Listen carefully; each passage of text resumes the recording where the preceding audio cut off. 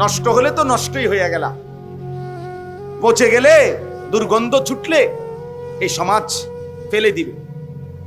পচা জিনিস মানুষ রাখে না, আবর্জনা, ময়লা, দুর্গন্ধ মানুষ রাখে না, ফেলে দেয় ডাস্টবিন। এজন্য চরিত্রহীন ছেলেরা নারী, ছবি, মদ, জুয়া, অশ্লীল দৃশ্য, এই অসভ্য বখাটে, একদিন মনে রাখবা এই সমাজ তোমার দিকে থুতু মারবে।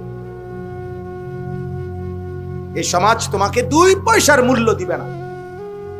বাঁচবা, খাইবা, জন্তু জানোয়ারও তো খায়, হাইওয়ান কুকুরও তো খায়। খাওয়াটা তো খুব আশ্চর্য কিছু না। দুনিয়া তো আমাদের চাইতে জানোয়ারে বেশি ভোগ করে। একটা হাতি 250 কেজি খাবার খায় একদিন, 90 লিটার পানি পান করে, তো কি?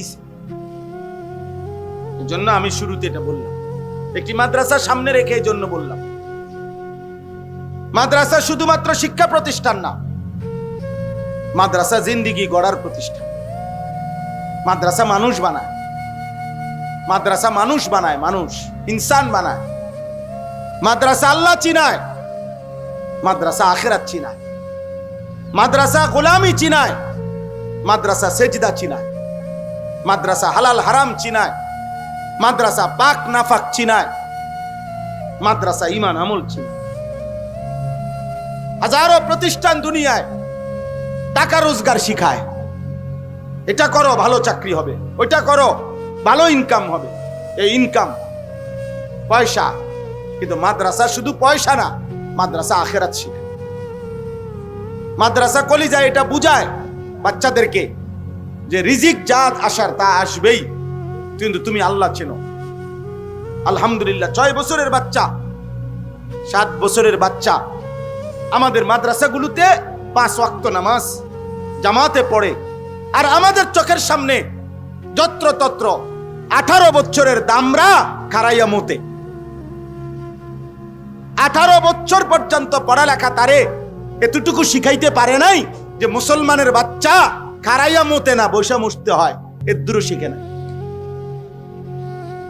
এমন দুর্ভাগ্য, পাকও চিনায় না, নাফাকও চিনায় না, কোনটা হালাল কোনটা হারাম। মদও খায়, মধুও খায়, সুদও খায়, ব্যবসার টাকাও খায়, কিস্তিও নেয়। যেমনি পারক, প্রয়োজন পূরণ হইলেই হইছে, টাকা হইলেই হইছে, হালাল হোক হারাম হোক। কিন্তু মাদ্রাসা এটা শিখায় না। মাদ্রাসা এটা শিখায় আগে জানতে হবে এটা হালাল কিনা, আগে জানতে হবে এই উপার্জন বৈধ কিনা। আমরা বেউকুফ না, মাদ্রাসার উস্তাদ, মাদ্রাসার ছাত্র, ইমাম, ইমানদার বেউকুফ না রে আব্বা, বেউকুফ না। আখিরাতের বাঁধনে আটকানো, এটা যদি আমরাও ভুলে যাইতে পারতাম তো দুনিয়া আমরাও কামাই কদ্দুর করণ যায় দেখাইতাম। কিন্তু ফেঁসে পড়ে আছি আমরা আখিরাতের বাঁধনে। আমরা বিশ্বাস করি, দিনদার বিশ্বাস করে। মাদ্রাসা না শুধু, জেনারেল লাইনও অসংখ্য ইমানদার আছে।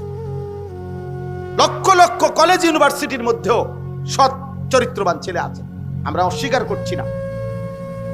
কিন্তু দেখা যাবে প্রত্যেক চরিত্রবান ছেলের পিছনে, ইমানদার, নামাজি, কলেজ পড়ুয়া হোক, ইউনিভার্সিটি পড়ুয়া হোক, এই তার চরিত্র, ঈমান, আমলের পিছনে খোদার কসম কোনো না কোনো মাদ্রাসা, কোনো না কোনো আলেম, কোনো না কোনো ইমাম, কোনো না কোনো মক্তবের পড়ালেখার তার নির্যাস, তার আসর, তার প্রভাব তার মধ্যে আছে। শুধু বাংলা বই তারে আল্লাহ চিনায় নাই, তারে মক্তবের হুজুরে আল্লাহ চিনাইছে। তারে পদার্থ বিজ্ঞান বই আখলাক শিখায় নাই। পদার্থ বিজ্ঞান বইয়ের মধ্যে আখলাক নাই, জীববিজ্ঞান বইতে আখলাক নাই। উপার্জনের পদ্ধতি আছে। মাশাআল্লাহ, প্রধান অতিথি আসছে, টের পাইছেন কিছু? একটু পরেই টের পাইবেন। আমার সেলিম ভাই আসছে, মাশাআল্লাহ, আল্লাহ কবুল করে। জনাব আলহাজ সেলিম মাহমুদ, আপনাদের সবার প্রিয় মানুষ, পরিচিত মানুষ। আমরা যখন আরো বহু আগে, না হয়তো 20 বছর আগে, ছোট মানুষ, আমরা যখন অল্প বয়সী তখনই পরিচিত। আমাদের এলাকা, আমার বাড়ি তো আপনাদের বাড়ি, এক বাড়ি আমরা। আমি কিন্তু নাঙ্গলকোটের মানুষ, আল্লাহ আমাদেরকে ভালো রাখেন, কবুল করেন। তাইলে আমি বলতেছি, এই বাগবাড়ি মাদ্রাসার কথা বলতে গিয়ে মাদ্রাসার সামনে দেখে আমি বললাম, মাদ্রাসার মাহফিল আপনাদেরকে বুঝাইতে চাইলাম। দয়া করে প্রত্যেকেই বুঝেন, প্রত্যেকটা ছেলে বুঝো, আব্বা তুমি স্কুলে পড়ো মানা নাই, কলেজে পড়ো মানা নাই রে আব্বা, কিন্তু বেঈমান তোমার ঘরে বুঝাই দিছে, কোন না কোন মুশরিক বেঈমান আজকে বুঝাইছে যে স্কুলের পড়লে ছেলেটার আল্লাহর কোরআন শুদ্ধ না হইলেও চলবে, এটা তোমারে ধোকা দিছে। স্কুলে পড়লেও 5 ওয়াক্ত নামাজ না পড়লেও চলবে, শুধু শুক্রবারে জুমার নামাজ পড়লেই চলবে, খোদার কসম এটা যদি তোমারে যে বুঝাইছে সে শয়তান, সে ইবলিস, সে ইবলিস। বেঈমান ধোকা দিছে, বেঈমান ধোকা দিছে, বেঈমান বুঝাই দিছে তুই স্কুলের ফলা, কাজে তোর চুল চারিদিকে সমান অন লাগতো না, তুই ইরি জেনারেল, ইডি হুজুরের বিষয়, ইডি মোল্লা মুন্সির ব্যাপার।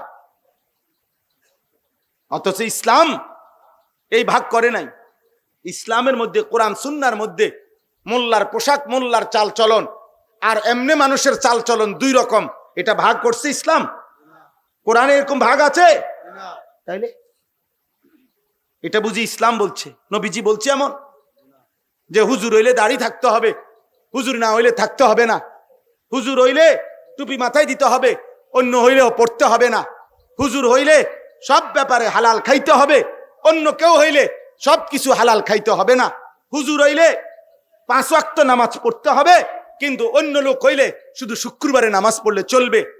এই ছেলে, এই বেটা, এই বেয়াদব, মোবাইল উঠালি কেন?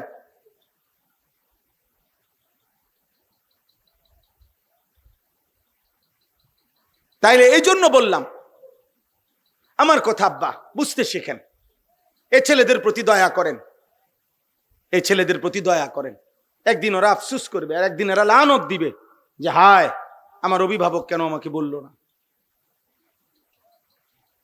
কসম আল্লাহর, কোরআনুল কারীমের মধ্যে আছে, প্রত্যেক জাহান্নামী আল্লাহকে বলবে জাহান্নামে যাওয়ার আগে, আল্লাহ যাদের কারণে আমি জাহান্নামী হইলাম ওদেরকে আমি একটু দেখতে চাই, আমার সামনে একটু আনতে হবে। আল্লাহ বলবেন কেন? আল্লাহ তাআলা বলেন, ওই নাফরমান বান্দা বলবে, আল্লাহ যাদের কারণে আমি জাহান্নামী হয়েছি, আজকে আমি এখানে তাদেরকে আমার পায়ের নিচে ফেলে তাদের ঘাড় এবং গর্দানের মধ্যে পাও রাইখা মুড়াইয়া এরপরে আমি জাহান্নামে যাব। আজ আমি ওই বাপকে বেইজ্জতি করব যে বাপ আমাকে আল্লাহ চিনায় নাই। আমি 6 বছর বয়সে আমি জিজ্ঞাসা করতে চাই, আল্লাহ আমার আব্বাকে আমি কি অপরাধ করছি যে আব্বা আমার দিন শিখায় নাই কেন? আল্লাহ চিনায় নাই কেন? আমি 7 বছর বয়সে তো গাউরা ছিলাম না, আমার বয়স যখন 16 বছর আছে তখন আমি তেড়া হইছি, কারণ আমার তখন গাঁড় মোটা হইছে। কিন্তু আমার আব্বা চাইলে তো আমার 7 বছর বয়সে আরেকটু শক্ত করে ধরে রাখলে আমার নামাজি বানাইতে পারত। ওনার টাইম নাই, ওনার টাইম নাই, উনি নিজে খায় বিড়ি, উনি ফুতের কিতা মানুষ করব? বিড়ি খাই না বেড়াই কেমনে কইব যে ফুত মানুষের মতো মানুষ হও? ফুতে যদি আব্বা আমনের মতো নি, হ্যাঁ বলেন না? এই জন্যই তো পিছায় গেছে, এই জন্যই তো পিছায় গেছে। নিজে নাফরমান, এই জন্য হিম্মত নাই। নিজের টাকা সুদের, তো ওই বেটার হিম্মত আসবে কোত্থেকে? অভিভাবকের টাকা, কিস্তির টাকা, হারামের টাকা, ওজনে কম দেওয়া টাকা, ওই হিম্মত পাবে কই? ওই কলিজার মধ্যে হিম্মত পাবে কই? এই জন্য চিন্তা করে বাদ দে, যেমনি হোক মিলা জিলা চললেইছে। নিজের বিবির কাছে, স্ত্রীর কাছে বলে দিচ্ছে, বুঝছি এত রেডি হইতো না, মানুষ হইতো না, অজাত। জিঙ্গাও বিদেশ যাবো নি, জিঙ্গাও ফাটাই দাও বিদেশ, টিয়া পয়সার কিছু লাইন হইলেইছে। বাহ, একজন বাবার জিম্মাদারি শেষ, এটাই জিম্মাদার। আল্লাহ আমাদেরকে মাফ করে দেন। আপনারা আপনাদের এই ছেলেদের দিকে রহম করেন। আমি প্রতিদিন চিল্লাই, এই সূরা আমি পড়ছি, সূরা হুদ। আপনাদের কাছে এবার এই আয়াতগুলো তর্জমা শুনাই। অল্প একটু মনে তো হয়েছিল শেষ হয়ে যাবে, কারণ কারেন্টের যেই সদবদর, কিন্তু আলহামদুলিল্লাহ আবারও একটু পরিবেশ হইল, এজন্য আবার বলার ইচ্ছা জাগলো। আল্লাহ তাআলা আমাদেরকে তৌফিক দান করেন। আমার প্রথম প্রসঙ্গ সেলিম ভাই আসার আগেই শেষ হয়ে গেছে, সেটা হইল যে আমরা প্রত্যেকেই ইসলাম সংশোধনের চেষ্টা সমাজের মধ্যে অব্যাহত রাখতে হবে। এই কথাটা বুঝছেন কিনা বলেন? বন্ধ রাখা যাবে না। বলে বাধ্য যে যেমনে চলুক না আব্বা, তাইলে সমাজ টিকবে না, তাইলে জাতি টিকবে না, তাইলে যে দেশ টিকবে না, জাতি টিকবে না। বরং অন্যায়কারী অন্যায় করতেই চাইবে, কিন্তু কিছু না কিছু মানুষ তাকে ফেরাইবার চেষ্টা করতেই হবে। ছেলে মানতে চাইবে না, বাবার দায়িত্ব তাকে ধরে রাখতে হবে, মায়ের দায়িত্ব তাকে মেয়েকে পর্দানসীন বানাবার চেষ্টা করতেই হবে। এটাই কথা, কোরআনের কথা এটা। কু আনফুসাকুম ওয়া আহলিকুম নারা, নিজেকে জাহান্নাম থেকে বাঁচাও, পরিবারের সদস্যদেরকে জাহান্নাম থেকে বাঁচাও। ওয়া'মুর আহলাকা বিসসালাহ ওয়াসতাবির আলাইহা, আল্লাহ বলছে পরিবারের সদস্যদেরকে নামাজের আদেশ করো, নিজেও নামাজের উপরে মজবুত থাকো। ইব্রাহিম আলাইহিস সালাম আল্লাহর কাছে দোয়া করছে, রব্বি জাআলনি মুকিমাস সালাহ ওয়া মিন যুররিয়াতি রব্বানা ওয়া তাকাব্বাল দুআ, আল্লাহ আপনি আমাকে পূর্ণ নামাজি বানান, আমার সন্তানদেরকেও নামাজি বানান। ওয়া মিন যুররিয়াতি, ইব্রাহিম আলাইহিস সালাম যেদিন হাজেরা এবং ইসমাঈলকে কাবার পাশে মরুভূমিতে একা রেখে আসছিল, যেদিন আল্লাহর হুকুমে, একজন মহিলা মাত্র আর একটা কোলের বাচ্চা, এই আশেপাশে 1000 মাইলের ভিতরেও তখন আর একটা মানুষ নাই, একটা গাছ নাই, এক ঢোক পানি নাই, এক লোকমা খাবার নাই, বেঁচে থাকার কোনো উপকরণ চারিদিকে নাই। গল্প বলা আর কল্পনা করে দেখেন বাস্তবতা কত কঠিন। আমি কাহিনী না কইলাম, কিন্তু বাস্তবতাটা ভাবেন তো, বাস্তবতাটা ভাবেন। স্ত্রী এবং ছেলেটাকে কোলের বাচ্চা এইভাবে রেখে গেছে, কিন্তু এই কোরআনে আছে খোদার কসম, এই অবস্থায় রাইখা ইব্রাহিম আলাইহিস সালাম যখন স্ত্রী এবং উনার ছেলে ইসমাঈলকে, হাজেরাকে এবং ইসমাঈলকে একাকী আল্লাহর ঘরের কাছে মক্কা নগরীতে একা রেখে গেছেন, যেদিন কেউ নাই, কেউ নাই, গাছ নাই, পানি নাই, খাদ্য নাই, মানুষ নাই, কোরআনে আছে সেদিন ইব্রাহিম আলাইহিস সালাম প্রথম আল্লাহর কাছে এক পাশে সরে গিয়ে এই স্ত্রী এবং ছেলের জন্য প্রথম যেই দোয়াটা করছেন, খোদার কসম কোরআনে আছে, ইব্রাহিম বলছে রব্বানা লিয়ুকিমুস সালাহ, আল্লাহ আমার স্ত্রী সন্তান যেন মৃত্যু পর্যন্ত নামাজ আদায় করে।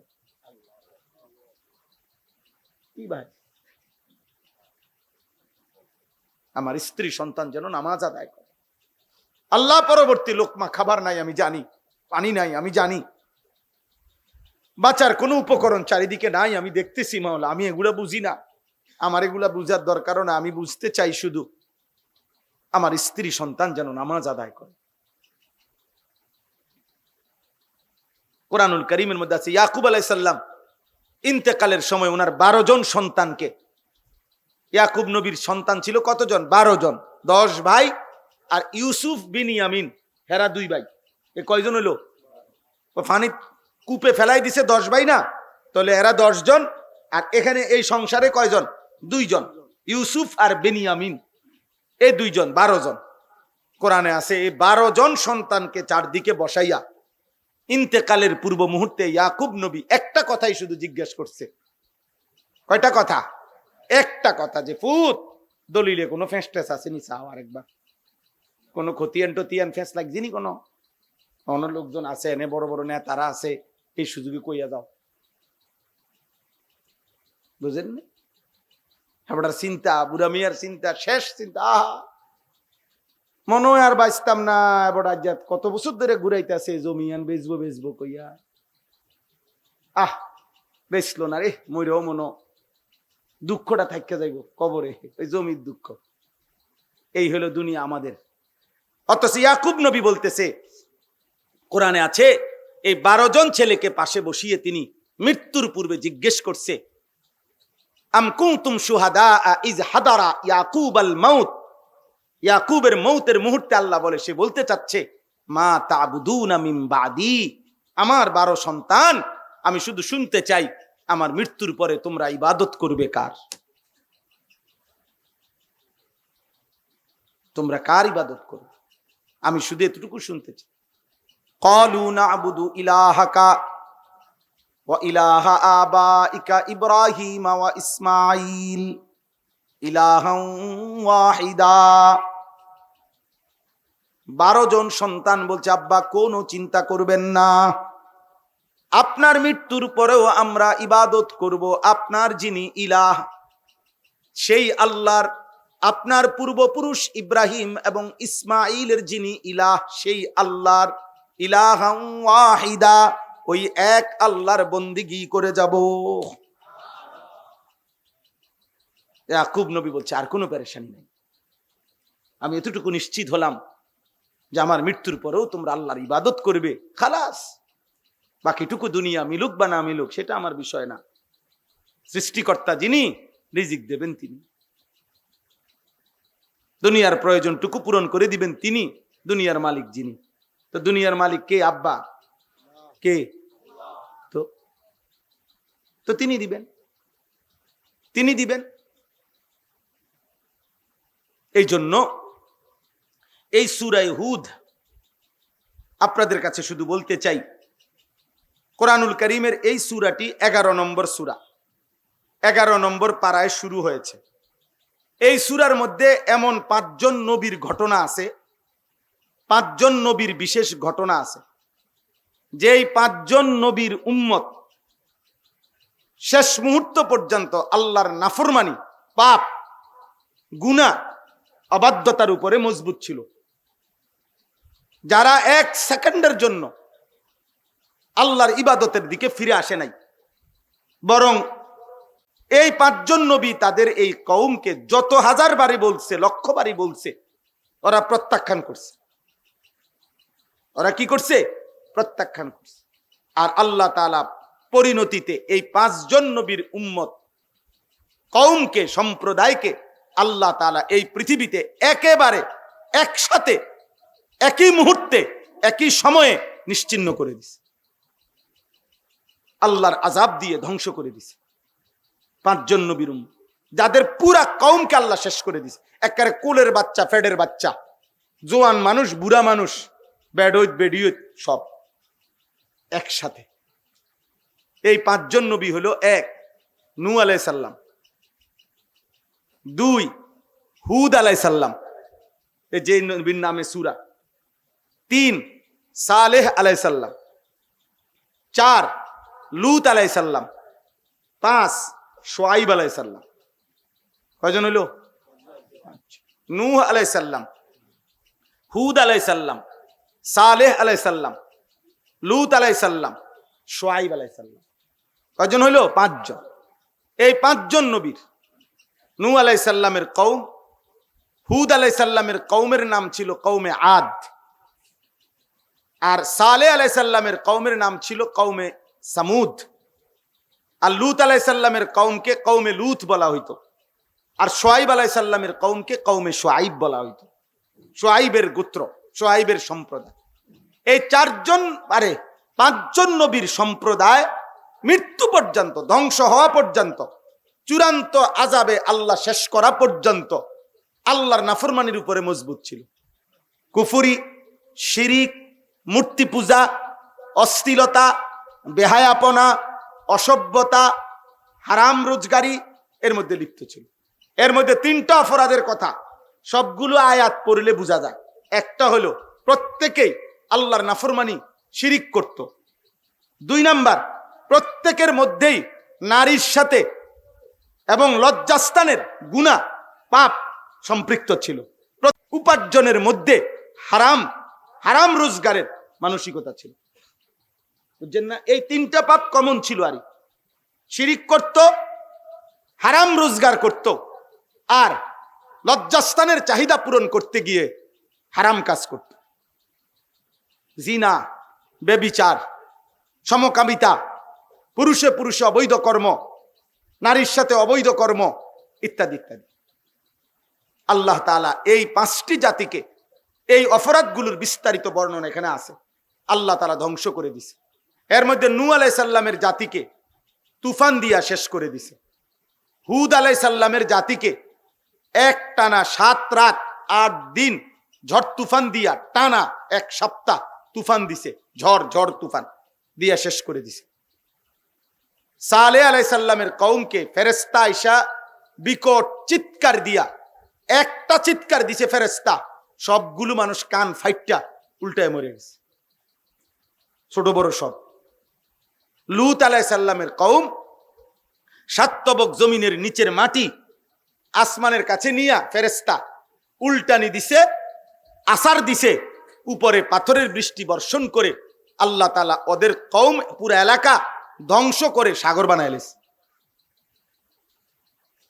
আর 5 নাম্বার শুআয়ব আলাইহিস সালামের কওমকে আল্লাহ তাআলা ওই তৃতীয় সালেহ আলাইহিস সালামের কওমের মতো ফেরেশতার বিকট চিৎকার দিয়ে ফাআখাযাতহুমুস সাইহা, ফেরেশতার বিকট চিৎকার দিয়ে ধ্বংস করে দিছে। এখন আসেন এই 5টি জাতির আযাবের বর্ণনা, নবীর চেষ্টা আর ওদের বাড়াবাড়ি, মানে ওদের নাফরমানির বাড়াবাড়ি, এই 3টা কথা। 1 নাম্বার হলো নবীদের দাওয়াত, 2 নাম্বার কওমের সীমা লঙ্ঘন, 3 নাম্বার হলো আল্লাহর আযাব। কথা বুঝছেননি? একসাথে বলতেছি আর কি। নবীরা সর্বোচ্চ কলিজার সবটুকু দিয়া চোখের পানি ফেলে দাওয়াত দিছে, ওরা সর্বোচ্চ গাট্টারামি বিরোধিতা করে গেছে, আর আল্লাহর চূড়ান্ত আযাব একবারে সমান করে দিছে। এই 5টি নবীর কওমের আযাবের ঘটনা, দাওয়াতের ঘটনা, তাদের প্রত্যাখ্যানের ঘটনা পুরা কোরআনের বহু সূরার মধ্যে বর্ণনা আছে, কিন্তু সবচেয়ে বেশি বিস্তারিত বিশদ বর্ণনা পুরা ঘটনা এই সূরার মধ্যে আছে। কোন সূরা? সূরা হুদ। আমার বলার উদ্দেশ্য আছে, আমি বলতেছি এখন। তাহলে এই সূরার মধ্যে যেই সমস্ত কওমের উপরে আল্লাহ আযাব দিছেন ওদের বিস্তারিত ঘটনা সবচেয়ে বিস্তারিত এই সূরাতে। কোন সূরা বলেন? আবার বলেন। সূরা হুদ। এই সূরা হুদের মধ্যে আযাবের কারণও বলছে, কি কি পাপ করত তারা, এগুলো এখানে আছে। নবীরা কি কি বলছে এগুলো আছে, এবং আল্লাহর আযাব কি কি আসছে এটা আছে। এই সূরা যখন নাজিল হইছে নবীজির উপরে, তার কিছুদিন পর, এই সূরা নাজিলের কিছুদিন পর সর্বপ্রথম আমাদের নবী সাল্লাল্লাহু আলাইহি সাল্লামের পবিত্র দাড়ি মোবারকে 2টা বা 3টা চুল দাড়ির সাদা হয়ে গেছে। এই সর্বপ্রথম আবু বকর সিদ্দিক রাদিয়াল্লাহু তাআলা আনহু তিনি নবীজিকে তাকাইয়া নবীজির চেহারা মোবারকের দিকে এরকম তাকিয়ে বললেন, ইয়া রাসূলুল্লাহ কাদ শিবতা, হে আল্লাহর নবী আপনি দেখি বুড়ো হয়ে যাচ্ছেন, আপনার চুল, দাড়ির চুল তো 3টা সাদা হয়ে গেছে, 2-3টা। প্রিয় ভাই, এই কথাটা বলার জন্য আল্লাহর নবী চোখের পানি ফেলে দিছে। আর আবু বকর সিদ্দিককে বলছে, আবু বকর খোদার কসম শাইয়াবাতনি হুদ, আবু বকর যেদিন থেকে সূরা হুদ নাজিল হইছে আর আল্লাহ তাআলা নাফরমান জাতির আযাবের বর্ণনা দিছে, ওই মুহূর্ত থেকে আমার কলিজার মধ্যে ভয় ঢুকে গেছে। আমার কওম, আমার উম্মত যদি এই পাপগুলো করে, আল্লাহর আযাব যদি তাদেরকে ধ্বংস করে দেয়, আমার উম্মতের পেরেশানি আমারে বুড়া বানায় দিছে। শাইয়াবাতনি হুদ, এ নবীজি বলছে আবু বকর সূরা হুদ আমারে বুড়া বানায় ফেলছে। সূরা হুদ আমারে কি বানাইছে? মানে আমার কওম যদি জিনা করে কি হবে তাদের পরিণতি, আমার কওম যদি ওজনে কম দেয় কি হবে তাদের পরিণতি, আমার কওম যদি পুরুষে পুরুষে অপকর্ম করে কি হবে তাদের পরিণতি, আমার কওম যদি রাহাজানি করে। ওইখানে আছে শুআয়ব আলাইহিস সালামের কওম রাস্তার থেকে মানুষকে ছিনতাই করত, মানুষের সম্পদ লুণ্ঠন করে রেখে দিত। শুআয়ব আলাইহিস সালামের কওম প্রত্যেকটা নাফরমান ওজনে কম দিত। লূত আলাইহিস সালামের কওম নারীদেরকে ছেড়ে পুরুষের সাথে অপকর্ম করত। এইভাবে নাফরমান। এইভাবে নাফরমানি করত, দিবা নিশি নাচ গান উল্লাস, হারাম রোজগার, এটাই জীবনের তৃপ্তি, এটাই জীবন। দাদার হায়াত শেষ এই রঙ্গে রঙ্গে, বাপের হায়াত শেষ এই রঙ্গে রঙ্গে, ফুতের হায়াত শেষ করতে আছে হারামে হারামে হারামে। বাহ বাহ। অথচ আল্লাহর নাফরমানি তো করছে, মনে করতেছে আজকে 70 বছর তো এমনি চলতে আছি, কই কিচ্ছু হয় না। আজকে 90 বছর তো আমগো ফ্যামিলি বাটফারির উপরে চলতে আছে, সুদের উপরে, কই কিচ্ছু তো হইছে না। আরে বেটা 70 বছর তো বেশি টাইম না। 950 বছর যেই জাতিকে আল্লাহ নাফরমানির সুযোগ দিছে, এরপরে ধ্বংস করছে, তো 950 বছর হয়ে গেছে নি? নূহ আলাইহিস সালামের কওমকে ধ্বংস করছে কত বছর পরে? তো নাফরমানি করছে কত বছর? হিসাবটা বুঝছেন নি? তাহলে 70 বছরও যদি নাফরমানি করে সুখে থাকো, যদি মনে করো কই অসুবিধা তো হয় নাই, না না না, অসুবিধা হওয়ার সময় তো অনেক বাকি আছে। 90 বছর পরে, 100 বছর পরেও তো বেশি দিন না। কারণ আল্লাহ তো 950 বছরও নাফরমান জাতিকে দুনিয়া ভোগ করতে দিছে, কিন্তু 950 বছর পরে হইলেও তো আল্লাহ কি করে দিছে?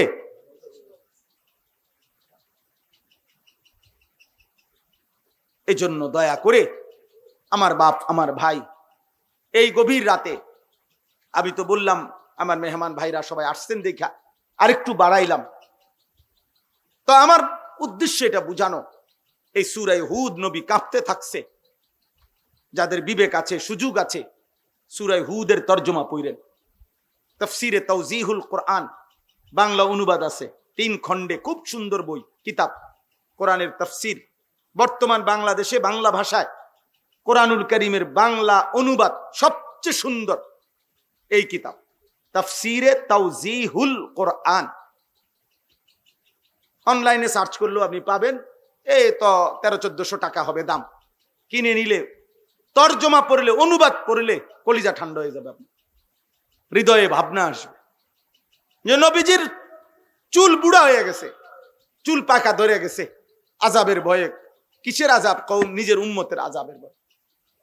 আমার আব্বা, অতএব আমি আপনাদের কাছে এটাই বলতে চাই। এবার তর্জমাটুকু শুনেন।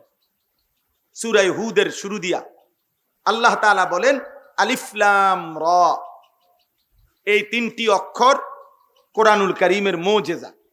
কোরআনুল কারীমের 29টি সূরার শুরুতে এরকম কিছু অক্ষর আছে, কোথাও 1 অক্ষর, 2 অক্ষর, 3 অক্ষর, 4 অক্ষর, 5 অক্ষর, যেগুলো আল্লাহ তাআলা নবীজি সাল্লাল্লাহু আলাইহি সাল্লামের সাথে তার অর্থ বলে, ব্যাখ্যা বলে রেখে দিয়েছেন। বলছে বন্ধু, আপনি আর কোনোদিন কাউকে বলবেন না, এই শব্দগুলোর তর্জমা ব্যাখ্যা আমি জানি আর আপনি জানেন, তো আপনি কাউকে, অনুগত অবাধ্য কাউরে বলবেন না, মানে আপনার সাহাবাদেরকেও না, বেঈমানদেরকেও না। কেন?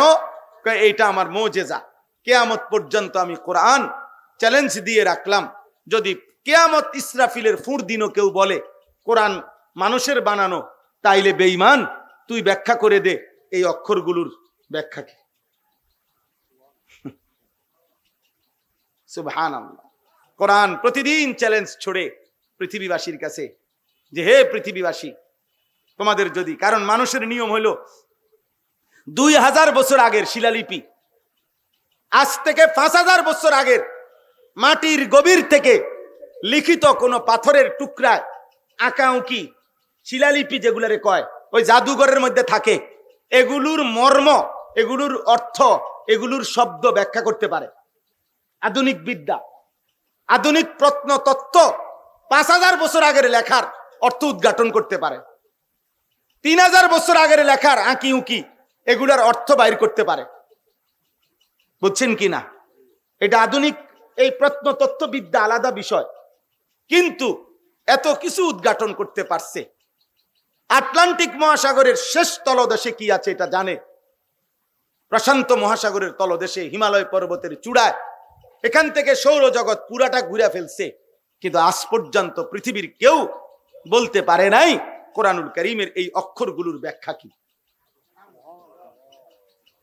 মালিক বলেন আমি যেহেতু বলবো না, বলছি, আর কোনোদিন কেউ বলতেও পারবে না। কোরআন মুজিজা, কোরআন মুজিজা। দোস্ত আমার, ভাই আমার, আল্লাহর কোরআন যে দেখে দেখেও পড়তে পারো না, আল্লাহর কোরআন যে চোখ দেখে দেখেও পড়তে জানে না, আমি বললাম তোমার চাইতে দুর্ভাগ্য কপাল এই পৃথিবীটার কারণে। তুমি বদনসিব, তুমি দুর্ভাগা, তুমি মুসলিম পরিচয়ের কলঙ্ক, তুমি মুসলিম পরিচয় অপমান। অপমান, কারণ কোনো কারণ নাই। এখানে আপনারা যারা জেনারেলও আছেন, বুড়া যার বয়স 900 বছর, এমন 900 বছরের কোনো বুড়াও যদি থাকেন, আমি আপনাকেও বললাম খোদার কসম, আল্লাহর কোরআন আপনার জন্য শিখা সম্ভব সম্ভব সম্ভব, সহজ সহজ। একের বেলে আমার বয়স 900 বছর, কোরআন সবার জন্য সহজ, এটা আল্লাহর ওয়াদা। কাজেই কোরআন শরীফ শুদ্ধ পড়তে পারে না, এটা অক্ষমতা কোনো কারণ হবে না। এই জন্য হাসরের ময়দানে কোনো মুসলমান যারা আল্লাহর কোরআন শুদ্ধ পড়তে পারে না, খোদার কসম তারা কোনো অজুহাত দেখাইতে পারবে না। অজুহাত একটাই, গাফলত। বুঝেন নাই কথা? অজুহাত কি?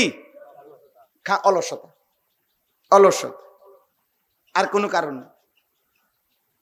এই জন্য কোরআন শিখেন, কোরআন শিখেন।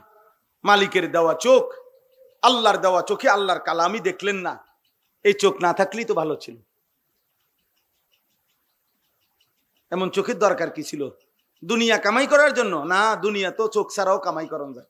অন্ধ মানুষও তো বিয়া করে, অন্ধ মানুষেরও তো বিল্ডিং আছে, অন্ধ মানুষও তো মাশাআল্লাহ ভাত তরকারি খায়, খায় না? দুনিয়া অন্ধ লোকে ভোগ করে না? তাহলে চোখ ছাড়াও তো দুনিয়া ভোগ করা যায়। বোবা মানুষও তো দুনিয়া ভোগ করে, বধির কানে শোনে না এমন মানুষও তো দুনিয়া ভোগ করে। তাহলে শুধু দুনিয়া ভোগ করার জন্য তো চোখ না হলেও চলতো। হ্যাঁ হ্যাঁ, আফসোসের বিষয়, আফসোস, দুর্ভাগ্য। বুড়া মিয়া, বুড়া মিয়ারে যতবারই কইবেন আমনে চাচা আল্লাহর দোহাই আধা ঘন্টা বসেন মসজিদে, কদ্দুর কোরআন শরীফ পড়েন না, ও ইতান কইয়ার হইতো না, ওনার এই বয়স নাই, কিন্তু মাশাআল্লাহ বিড়ি খানার বয়স এখনো দোদ দিয়ে সাদওয়ানে। মাশাআল্লাহ, এই ব্যাপারে কোনো ক্লান্তি না। চিকন একটা টুল বইয়াও আরাম নাই, এই চিকন একটা চুলটা সাদওয়ানের, এটার মধ্যে উনি 4 ঘন্টা বইয়া থাকে। এমন ডাকাত, এই ডাকাত এনে বইয়া থাকে 4 ঘন্টা, কিন্তু আল্লাহর ঘর মসজিদে 10টা মিনিট বইব, একটা অক্ষর শিখেন না। আলহামদুলিল্লাহ এইটাই 50 বার কইয়া আপনি জানগা না, আজকে শেষ ছুটি, কালকে আবার রব্বিল আলামিন, রব্বিল আলামিন এটা শিখে জানগা না। এটাও কি সম্ভব না? আরে কথা বলেন না আব্বা। এমনও যদি শিখতো আউযু বিল্লাহ, আউযু বিল্লাহ, আউযু বিল্লাহ, তাইলেও 6 মাস পরে দেখা যাইতো ওনার 5টা সূরা ঠিক হয়ে গেছে। না, ওনার শরীরে দেয় না, শরীরটা শুধু সাদওয়ানে, শুধু বন, বিড়ি, চা, আর শুধু গীবত, বদনাম। এই যে এনে বইছে 3 ঘন্টা যাবত, 6 ঘন্টা যাবত, একজনের লগে একজন জু উড়াই দিছে, মেম্বার বালানা, চেয়ারম্যান বালানা, এতে বালানা, হেতে বালানা, এতের বেডি বালানা, হেতের বেড়া বালানা, এই মানে বলতেছে অনবর, কে হনে কার কথা, কার কার্যা কে করে, কীর্ত করে, শুধু শুধু শুধু শুধু মিথ্যা বললাম। আস্তাগফিরুল্লাহ, আস্তাগফিরুল্লাহ।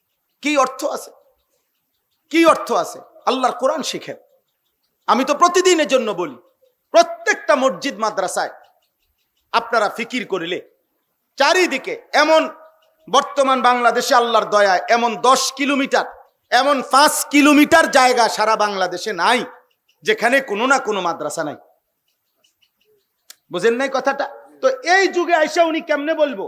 আজকে যদি হইতো হুজুর আমার বাড়ি আসিল লাকসাম, মাদ্রাসা হইলো চিটাং, আমি গেলাম হইলে, কিন্তু আমি এত লম্বা খরচ মিলে পারছি না, কিন্তু আমার ঘর এখানে, মাদ্রাসা এখানে, এই লোকটা কেমনে বলবে আমি আল্লাহর কোরআন শিখতে পারি নাই? কোনো কারণ দেখাইতে পারবে? কথা বলেন না, পারবে? দয়া করে শিখেন, দিন শিখেন আব্বা, দিন শিখেন, দিন শিখেন। এমন সুন্দর হায়াত শেষ করে দিয়েন, আল্লাহ আমাদেরকে তৌফিক দান করেন। আমিন। কিতাবুন উহকিমাত আয়াতুহু আল্লাহ তাআলা বলে যতগুলো আয়াত আমি এই কোরআনে নাজিল করেছি যুক্তি, দলিল, প্রমাণ সবকিছু দিয়ে মজবুত। পৃথিবীর সর্বশেষ ব্যক্তি মিলেও একসাথ হয়েও কোনো যুক্তি, তর্ক, কোনো গবেষণা, কোনো কিছু দিয়ে আমার কোরআনের একটি সিদ্ধান্তকে ভুল, অযৌক্তিক, অবাস্তব, অপ্রাসঙ্গিক প্রমাণ করতে পারবে না। ওহকিমাত অর্থ হইল মজবুত। এই জন্য পৃথিবীর যত জায়গায় যত নাস্তিক, যত মুরতাদ, যত আল্লাহদ্রোহী, সর্বযুগে যত নারী কিংবা পুরুষ আল্লাহর কোরআনের বিপরীত কোনো মতামত, যুক্তি দেখাইতে চায়, ওরা মূলত তার কাছে এটা ভুল প্রমাণিত হয়েছে এই জন্য না, ওই নির্ধারিত কোনো বেঈমানের টাকা খেয়ে এই জন্য ওই টাকা হালাল করার জন্য এই কথা বলতেছে, আর কোনো কারণ নয়তো ওই বেঈমান জানে যে কোরআনের মধ্যে তার বাপ না তার 14 গোষ্ঠী একত্র করিল এখানে কোনো আঙ্গুল বসাইতে পারবে না। কোরআন মজবুত। কোরআন কি? সুম্মা ফুসসিলাত মিন লাদুন হাকিমিন খাবীর। আল্লাহ বলেন অতঃপর আমি আল্লাহর পক্ষ থেকেই এই কোরআন 23 বছরে বিতাফসিল, বিস্তারিত, পূর্ণাঙ্গ আমার বন্ধুর কাছে পৌঁছানো হয়েছে। কে পৌঁছাইছে? আল্লাহ। আল্লাহ দেখেন, আল্লাহ তাআলা শতভাগ নিরাপত্তার জন্য আল্লাহ বলছেন আমি একাই নাজিল করছি। জিব্রাইল তুমি একাই পৌঁছাইবা, বন্ধু আপনি একাই গ্রহণ করবেন। ভাগবাটোরা করে রইতো না। একটা ক্লাসে 4 জন টিচার, 4 জনই মিল্লা বাচ্চারে পড়ায়। আল্লাহ তাআলা এটা বলে নাই বন্ধু আপনি একাই সাহাবাদেরকে শিখাবেন। পুরা কোরআন একটা একটা আয়াত আমি পুরাটা আপনার উপরেই নাজিল করলাম। আপনার জবান ছাড়া এই পৃথিবী আল্লাহর কালামের একটা শব্দ অন্য কোনো ভাবে অন্য কারো মাধ্যমে শুনে নাই। শুনছে মনে হয়?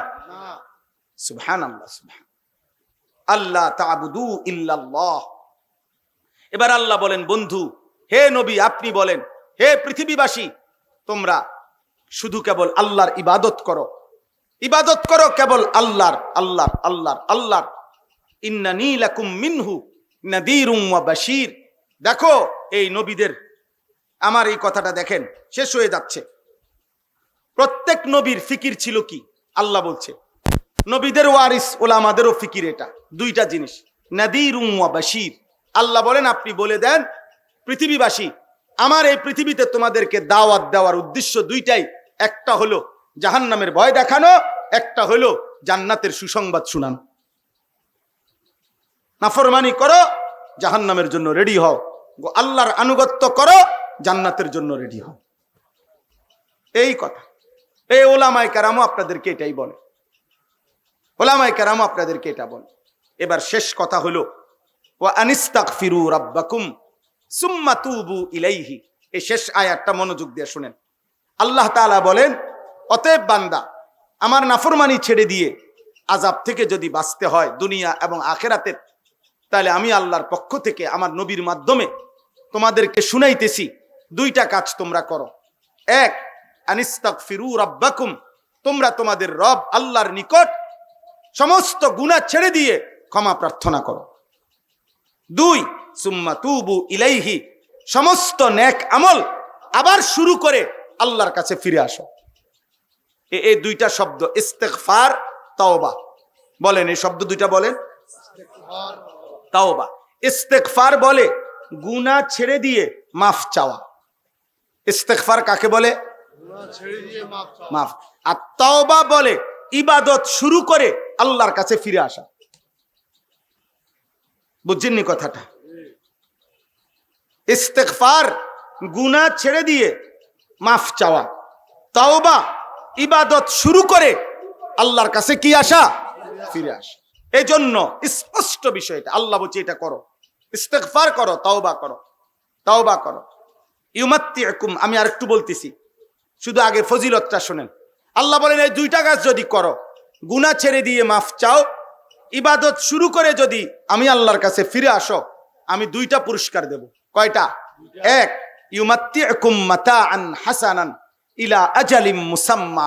সুবহানাল্লাহ। আল্লাহ বলেন বাকিটুকু হায়াত দুনিয়ায় যে কয়দিন থাকবা, আমি আল্লাহ ওয়াদা দিলাম তোমার জীবনের দুনিয়ার সমস্ত উপকরণ মাতা মানে তোমার প্রয়োজনীয় যাবতীয় উপকরণ আসবাব আমি তোমাকে দেব, শুধু দেব না, হাসানান প্রত্যেক ক্ষেত্রে যেটা উত্তম, যেটা পবিত্র, যেটা হালাল, এটা আমি তোমাকে দিয়ে দেব। শুধু নারী না, পবিত্র স্ত্রী দেব। শুধু টাকা না, হালাল টাকা দেব। কি টাকা দেব? হালাল টাকা দেব। হালাল টাকা, হালাল টাকা দেব, হালাল পূরণ করবে। শুধু নারী দিলে তো গুনাহ হবে, যে যেটা চাও এটাই চাও, না না, পবিত্র স্ত্রী। শুধু টাকা দিলে তো হালাল হারাম মিশে যাবে, না, হালাল টাকা দেব। এ মাতা আন হাসানান অর্থ এটা, তোমার সমস্ত বৈধ পূরণ, প্রয়োজন পূরণ করব, তবে তা কি দিয়ে? হালাল দিয়ে, আমি আল্লাহর পক্ষ থেকে যা পবিত্র তা দিয়ে। সুবহানাল্লাহ। এই জন্য আব্বা মনে রাখবেন, এক হইল লাভ, এক হইল বরকত। লাভ হইল বারে যা, বরকত হইল হালালের মাধ্যমে যা প্রয়োজন পূরণ করে। এই জন্য কারো লাখ টাকা ইনকাম কিন্তু কিস্তি চলে 4টা, কারো 10,000 টাকা বেতন কিন্তু আলহামদুলিল্লাহ কিস্তি নাই একটাও। বুঝেন নাই? হ্যাঁ, ইমাম সাহেব বেতনই মাত্র 10,000, বেতনই 12,000, আলহামদুলিল্লাহ খুদার 1 মাস ইজ্জতের সাথে বউ বাচ্চা নিয়ে চলে, রাতেও চুরি করে না, দিনেও চুরি করে না, হারাম রোজগার করে না। আল্লাহ তাআলা এটুকু দিয়েই হালাল ভাবে তার প্রয়োজন পূরণ করে। আর অসংখ্য নাফরমান আছে যারা লাখ টাকা ইনকাম করে কিন্তু কিস্তি চলে 4টা, কিস্তি চলে 6টা। হারামে বরকত হয় না। হারামে কি হয় না? বরকত হয়। কোনো হারাম করের জীবনে সুখ নাই। আমি চ্যালেঞ্জ, আমনে যদি কোনো থাকে জানা আমার কইলে আমি কিন্তু চাইতে দাম, আমার নিজস্ব গাড়ি আছে, নইলে সেলিম বেটে লই দাম, আমি চাই চলে। হ্যাঁ, আমরা তদন্ত করুন। আমি চিনি হারাম খোরের জীবন অসংখ্য অসংখ্য আমাদের কাছে দোয়া চায়, যখন বাচ্চার মতো কাঁদে, বাচ্চার মতো কাঁদে। 400 কোটি টাকা, 1000 কোটি টাকা, কিন্তু কষ্টের কথা আমরা জানি। হারামখোর সুখে নাই, হারামখোর কি নাই? সুখে নাই। সুদখোর সুখে নাই। কোরআনে আল্লাহ বলছে, সুদখোর আমি স্পষ্ট তোর সাথে যুদ্ধ ঘোষণা করলাম। ঠিক আছে, আমি তোর লগে যুদ্ধ করব, দেখি নাফরমান তুমি তোমার হারামে অভাব পূরণ করবা, আর আমি আল্লাহ বললাম আমি তোর অভাব পূরণ করব না, দেখি তোর কোন আব্বা আমি আল্লাহ থেকে তোরে হেফাজত করে দিই। কোরআনের আয়াত, ফাজানু বিহারবিম মিনাল্লাহ। সুদখোরের বিরুদ্ধে যুদ্ধের ঘোষণা দিছে কে? আল্লাহ আমাদেরকে হেফাজত করে। দুনিয়া হালাল চাই ভাইয়া, আমরা বুঝি আব্বা। হ্যাঁ, এই সবাই দিনদার যারা হালাল পথে চলে, হুজুর বলেন আর সাধারণ মানুষের মধ্যে, ওরা বেকুব এই কারণে না, ওরা আখেরাতের কারণে। আপনি বেকল ঠাউরাইয়েন না, বুঝেন নাই কথাটা? আমি বেউকুফ না। হ্যাঁ, বাটপারি সিটারি করিলে এটা সবাই বুঝে, এটার জন্য বিরাট কোনো ডিগ্রি লাগে না। 3টা কমলা ফসা দিয়া 1 ডজন কমলা কেমনে বেচতে হয়, এটা ভিক্টোরিয়া কলেজের ডিগ্রি লাগে না, এটা ওই সিটারের লগে থাকলে হয়। এই বাটফারের লগে 2 দিন থাকলে আপনি বুঝবেন কেমনে ফসাটা দেয়। 100 গ্রাম গোস্ত কম দিয়া 1 কেজিটা ধরে রাখতে হয় কেমনে, এইটার জন্য আপনি ঢাকা ইউনিভার্সিটি পড়ন লাগতো না, ওই বাটফারের লগে আপনি কয়দিন থাকলে বুঝবেন। বুঝেন নাই কথাটা? এটা না বুঝার কি আছে? 1 লাখ টাকা দিলে কত টাকা সুদ আইব, এটা বুঝার জন্য বুঝি ডিগ্রি লাগে? হ্যাঁ বলেন, এটার জন্য কোনো ডিগ্রি লাগে না? হ্যাঁ, অতএব আখেরাত, মূল বন্ধন কোথায়? আখেরাত। ইমানদার আটকায় আছে কোথায়? আখেরাতে। আখেরাতের ভয়ে, কবরের ভয়ে, কবরের। এই জন্য দোস্ত আল্লাহ বলছে বৈধ প্রয়োজন পূরণ করবে। নারী দেখতে হবে না, হালাল পবিত্র স্ত্রী দেব, হালাল পবিত্র স্ত্রী দেব। আজকে তোমরা অসংখ্য যুবক, অল্প বয়স আব্বা, আমি সবসময় আফসোস করি, মাত্র 16 বছর, এত নর্তকী, এত নারী, এত উলঙ্গ ছবি যদি এত কম বয়সে আব্বা দেখে ফেলো, আগামী জীবন তুমি কেমনে বাঁচবা? এই পৃথিবীতে আল্লাহর কোরআনে আল্লাহ বলছে, নারীর প্রতি আসক্ত যে, নারীর সাথে যে হারাম জিনা ব্যভিচার, হারাম প্রেম, হারাম সম্পর্ক যে করে, খোদার কসম আল্লাহ তাকে বলছে সে খবিস, সূরা নূরের মধ্যে আছে আল খাবিসাতু লিল খাবিসিন। এটা খবিস, খবিস, এটা খবিস, সবচেয়ে নিকৃষ্ট, এটা সবচেয়ে নিকৃষ্ট খবিস, এটা নাউজুবিল্লাহ। আল্লাহ তাআলা ওয়াদা দিছে, খবিস পুরুষ চরিত্রহীন, অপেক্ষা করো, আমি আল্লাহ বললাম তোর স্ত্রী মিলবে খবিস। নাউজুবিল্লাহ। এজন্য দোস্ত যুবক, আবারও বলছি,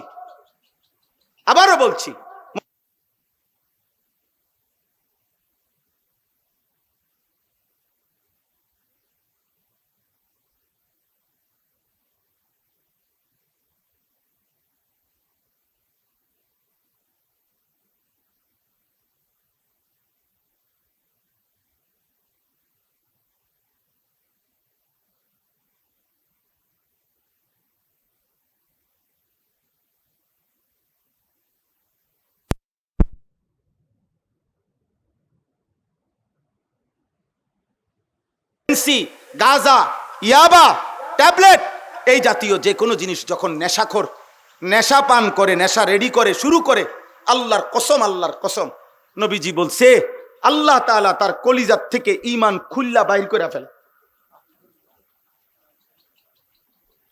রব্বে কাবার কসম। আল্লাহ তখন বলে, এই নেশাখোর এদিকে আমার ঈমানটা আমারে দিয়া যা, যা বেঈমান এবার যা। 2 নম্বর হলো জেনাখোর। হাদিসে নবীজি বলছে যে নারীর সাথে যে হারাম কাজ করে, খোদার কসম নবী বলছে আল্লাহ তাআলা এর পূর্ব মুহূর্তে তার ঈমান খুলে ফেলে, তার কলিজা থেকে ঈমান টেনে বের করে ফেলে। এই বেঈমান এদিকে আমার ঈমান আমারে দিয়া যা, যা এবার বেঈমান যা, নারীর সাথে তোর যেটা মন সেটা কর, যা বেঈমান। মান জানা ওয়া শারিবাল খামরা নাযা আল্লাহু মিন কলবিহিল ঈমান কামা ইয়াখলাউল ইনসানু আল কামিসা মিন রাসিহি। আল্লাহ আমাদেরকে মাফ করে দেন। আমার সন্তান চেহারা দেখে বোঝা যায় অসংখ্য ছেলে নামাজ পড়ো না। আহা, এই চেহারা কেমনে বানাইলা? এই চুল চেহারা বেঈমান মুশরিকদের অনুসরণ। কি ফায়দা আব্বা, কি ফায়দা? একটা ফুটবল বিশ্বকাপকে খেলাকে কেন্দ্র করে হিসাব লাগাও। কারো যদি বিবেক থাকে তুমি অনলাইনে সার্চ করে দেখো, এখানে মদের আড্ডা চলবে কি পরিমাণ, অনলাইনে জুয়া খেলা হবে কি পরিমাণ, এবং জিনা, ব্যভিচার, নারীর অসৎ অবাধ মেলামেশা হবে কি পরিমাণ। তুমি খবর নাও, তুমি খবর নাও। কাতার বিশ্বকাপে একটি অন্যতম বিতর্কের বিষয় ছিল, কাতার সরকার বিশ্বকাপের সময় ঘোষণা দিছিল মদের বোতল স্টেডিয়ামে খোলাভাবে খাওয়া যাবে না। এটা নিয়ে গোটা ইউরোপ প্রতিবাদ করছিল। অর্থাৎ আলোচ্য বিষয় ছিল যে মদের বোতল কি ঘরের ভিতরে খাইবো না মাঠে খাইবো। জি জি, ব্রাজিল বিশ্বকাপের সময় ওনারা নিজেরা হিসাব দিছিল, ব্রাজিলের কিছু জনগণ প্রতিবাদ করছিল যে আমরা অল্প আয়ের দেশ, এত বড় বিশ্বকাপ আয়োজন করলে আমাদের আর্থিক লস হবে। ব্রাজিল সরকার তখন হিসাব দিছিল, আমি নিজে পত্রিকায় দেখছি যে হিসাবের মধ্যে তাদের আয়ের যে খাত দেখাইছে, তন্মধ্যে একটা খাত হইল এই বিশ্বকাপ খেলা উপলক্ষে 1.5 মাসে যে পরিমাণ নারী হোটেল ভাড়া নিবে জিনা আর ব্যভিচার আর বেশ্যাবৃত্তির জন্য, এটার মধ্যে বিশাল বড় আর্থিক টাকা আসবে। আমরা বুঝি না, আমরা চাঁদের দেশে থাকি না, আমরা পৃথিবীতে থাকি। বলো আমার একটা ছেলে ভাই, বলো বিবেক যদি থাকে আমার ভাই, বলো ব্রাজিল আর্জেন্টিনার সাথে আমাদের দিন ধর্মের কোন সম্পর্ক আছে? আচ্ছা রাখেন, এটা বাদ দেন।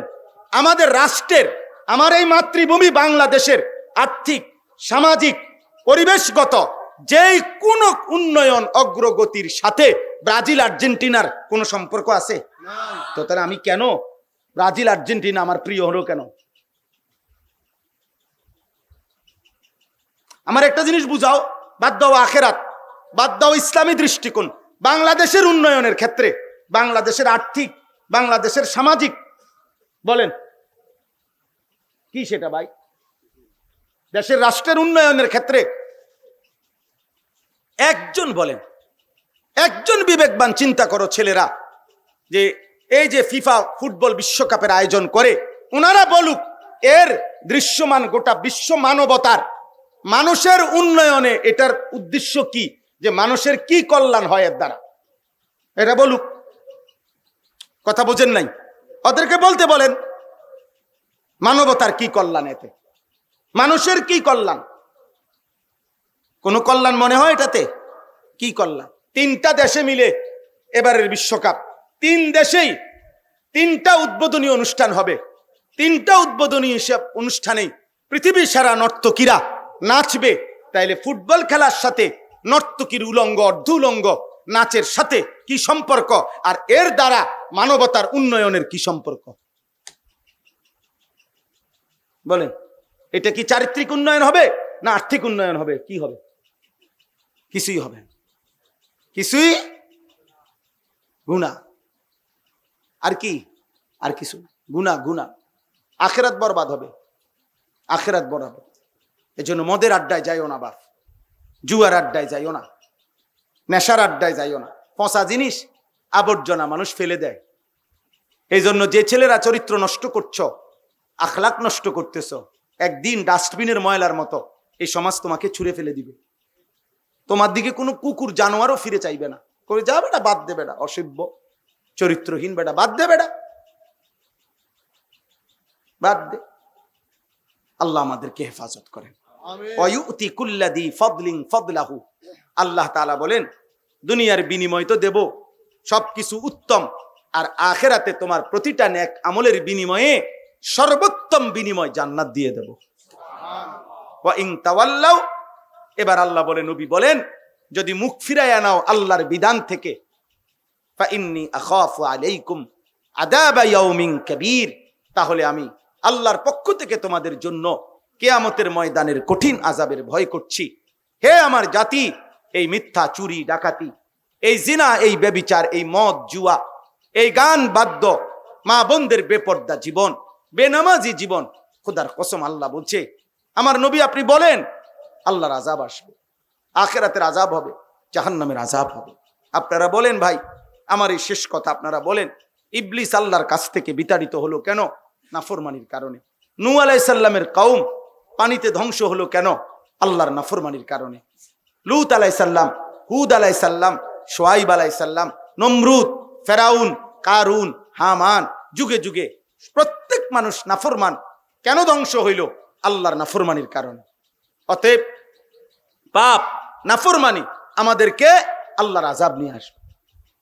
অতএব এই সমাজের যারা আছেন, আলহামদুলিল্লাহ, এতটা গরমে আপনারা এতটা কষ্ট করে বসছেন, সমস্ত ছেলেদের কাছে আমার শেষ অনুরোধ, আব্বা, শেষ আমার কথা, প্রত্যেকেই একটা নিয়ত করেন যে ফজরের নামাজ পড়ব। বলেন ইনশাআল্লাহ, বলেন ইনশাআল্লাহ। হাত নামান। আমার একটা কথা মনে নেই, ফজরের নামাজ হলো ভিত্তি। ফজরের নামাজ একজন মুমিনের বুনিয়াদ। ফজরের নামাজ একজন মুমিনের খুঁটি।